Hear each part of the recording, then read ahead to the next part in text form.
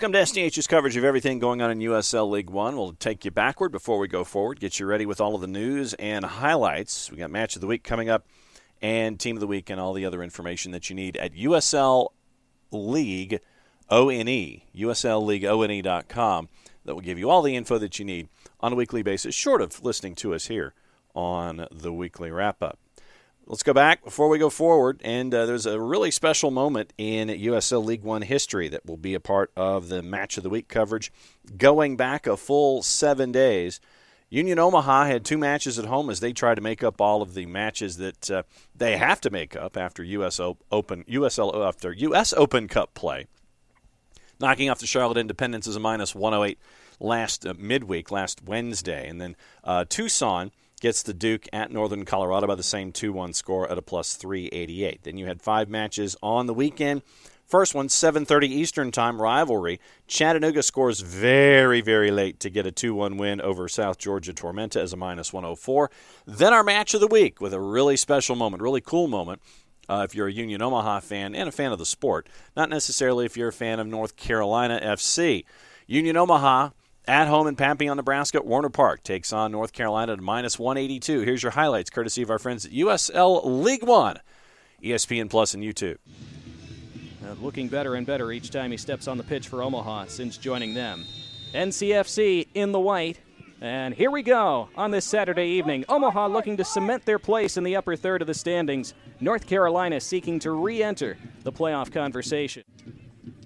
There you see the records and the point totals. Omaha with just the 2 defeats all year long as that long ball bounces over Holiday's head and bounces into the back of the net. What a start for Union Omaha. 30 seconds in. Who got the final touch? Who cares? Is that Kevin Piedrahita's goal? Is that a goalie goal? I think it is. Talk about an opportunity. Nobody expected this. All the way through. Big bounce. Holiday caught out. 1-0.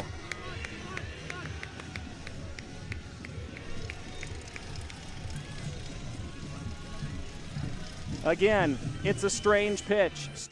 In his first season as NCFC's head coach, but he's been with the organization for a long time. Now, opportunity, Corey Herzog! It's 2! He'd stepped on the pitch for Omaha this year. It came from another long ball and just not dealt with, handed right to Herzog. That is calamitous defending. Brito tracks it down by the corner flag. Brito serves it in, just over Mesa's head. Runs through for Herzog. Corey Herzog curling it back for Mesa and just missed his head. Right-footed strike, then flies over the bar. And it is all Omaha in these early stages. Now over the top, another bouncing ball. Noe Mesa's onto it. Noe Mesa trying to lob the keeper. Noe Mesa does exactly that. And it's all Owls in the first 16 minutes tonight. It's 3 straight games with a goal for Noe Mesa. It's 3 goals for Omaha. Are they already headed for 3 points tonight? Again, it's a simple long ball. Again, it's the bounce that fools the defenders. This time, Jordan Skelton was stranded, and boy, that is still a classy finish from Noe Mesa. Switch it long down the left. Great ball. Does fall to NCFC, and the centering attempt off the underside of the bar from Garrett McLaughlin. Christian Lou Young swings and slices it wildly wide. Oh, and a red card's coming out. Nelson Flores Blanco is sent off. Do something else during the ensuing scrum. See, that was what Omaha were so upset about, kicking it right into Brito's back. Looks already from these corner kicks tonight. Brito takes a conventional one this time. Back post, headed right on, and headed in. It's a second of the night for Noe Mesa. They do score from a set piece. Headed on initially by Alex Touche, who will get the assist there, and Mesa has not been his night, has not been any of his teammates' nights, really.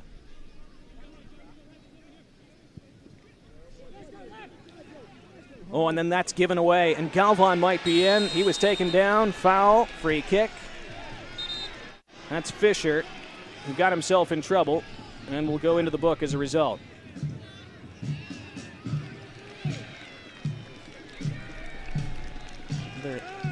And and Britton Fisher, I think, was shown 2 yellows in a row. Galvan was in entirely there, but NCFC did have a defender to the left who might have been able to intercept him, so I think that's why he didn't do that. Now, the free kick from the edge of the box, back for Meza, who hits the top of the bar. That close to a hat trick for Noe Meza. As his team has gone through a difficult period. What nice footwork that is. Nicholas Rincon in here on the end line. Rincon stabbing it into the middle, and it's bundled home. What a goal for NCFC with 9 men. And you can see why. Play on at Chris Ruska's discretion, and there is the final whistle. And despite the late conceded goal, Union Omaha pick up 3 more big points. They extend their unbeaten run to 11. So the rarest of the rare goalie goal goes into the back of the net. 4-1 win for Union Omaha. Forward Madison at Northern Colorado. Rough week for the Hailstorm, losing 2 matches at home. Forward Madison, as a plus 210, gets the Duke at a 3-1 final score.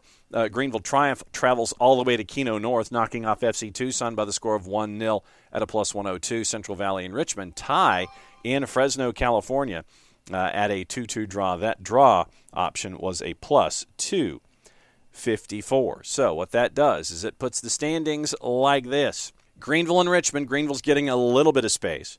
Greenville now has a 3-point margin, 38-35. Both have played 22 matches. Union Omaha has not lost in their last 5. 3 wins in that run. 34 points. They still have 2 matches in hand. Chattanooga is in 4th at 32. They haven't lost. As a matter of fact, they've won 3 of 4, as has Union Omaha. They're at 32 points. Forward Madison currently in 5th at 30. Charlotte Independence had their 4-match unbeaten string snapped. They're at 29 points, now below the playoff bar. Central Valley is in 7th at 27 points. Identical record with South Georgia Tormenta, ahead of them on goal difference, -4 to -5. Tormenta have now lost 3 in a row. They are in 8th. Northern Colorado, with those 2 losses in quick succession, they are now down to 9th at 26 points. North Carolina FC at 21 points. They've lost 4 of 5. Same for FC Tucson. They're at 16 points for 19 matches played with a record of 4-4-11. Going through all of the news and notes and everything going on in USL League One this week. Team of the Week honors have been released. We'll get into that in just a little bit. Omaha has signed former U.S. Youth National Team defender Shaft Brewer Jr. Hailstorm has signed former Southampton FC Academy standout Marcus Barnes. Greenville's Venton Evans has been called up to the Jamaican national team, and Greenville has signed North Texas SC captain Derek Waldeck. So just a couple of pieces of information as folks are trying to shore up their rosters for the stretch run. Team of the Week, and this is for Week 21, No Meza from Union Omaha is your player of the week. 3-goal, 6-point Week 21, 8 league goals for No Meza in his first professional season.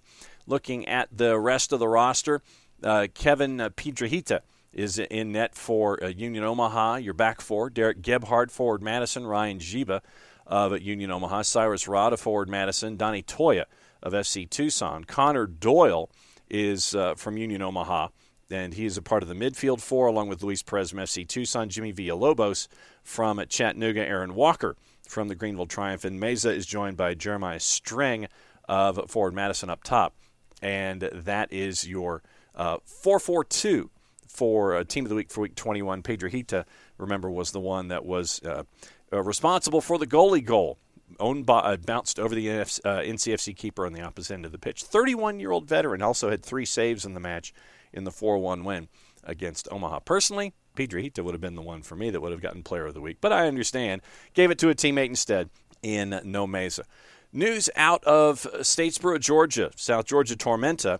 Construction is ongoing at Optum Sports Medicine Field at Tormenta Stadium, and it looks like October 1st. They're going to play the inaugural match at Optum Sports Medicine Field against the Chattanooga Red Wolves.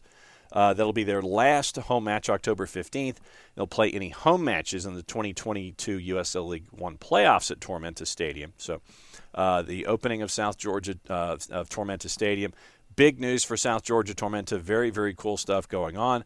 But Richmond Kickers, South Georgia Tormenta, October 1st at Tormenta Stadium. That's going to be the first match that is going to be played at Optum Sports Medicine Field at Tormenta Stadium. Very, very cool to see that for South Georgia Tormenta as they continue to grow as well in USL League One. Richmond Kickers have signed defender Ottavio Zerbini to a USL Academy contract. 18-year-old defender has developed with multiple South African professional clubs. Your League One Fans' Choice Save of the Week came from Carlos Aviles from Chattanooga Red Wolves. He defeated Rico Rosarena and forward Madison and Paul the Wall Christensen from Greenville in the vote for Week 20.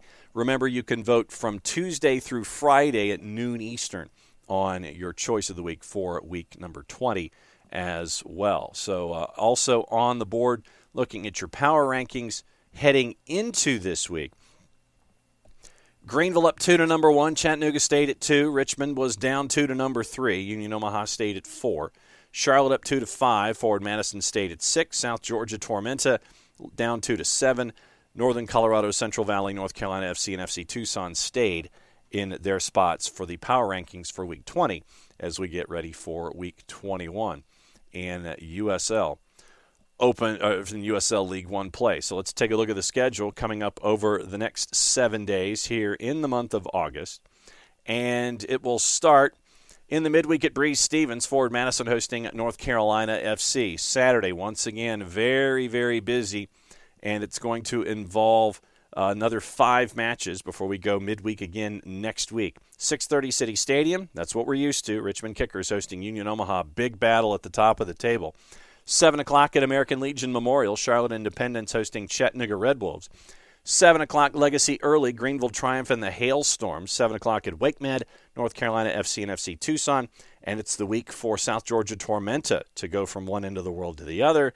It is 10:30 Saturday night, Central Valley hosting South Georgia Tormenta. That is your week in USL League One. So that is all the info that's going on with the USL League One. Don't forget, go to uslleagueone.com to get all your information. Sign up for the newsletter to stay as up-to-date as you can if you're not listening to this show.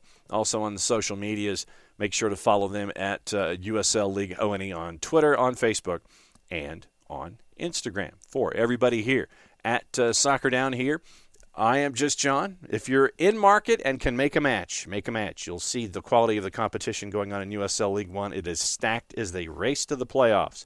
If you are in market, can't make it, follow through your local providers. If you're out of market and want to continue to follow along, how do you do it? Go through ESPN+. All the matches on USL League One pitches are available for viewing on ESPN+ and your favorite platform there. So if you can make it, make it. If you can't, follow through your local providers or ESPN+. That is another quick round through USL League One for everybody here at SDH. I'm just John. Play it safe, everybody. Enjoy the games.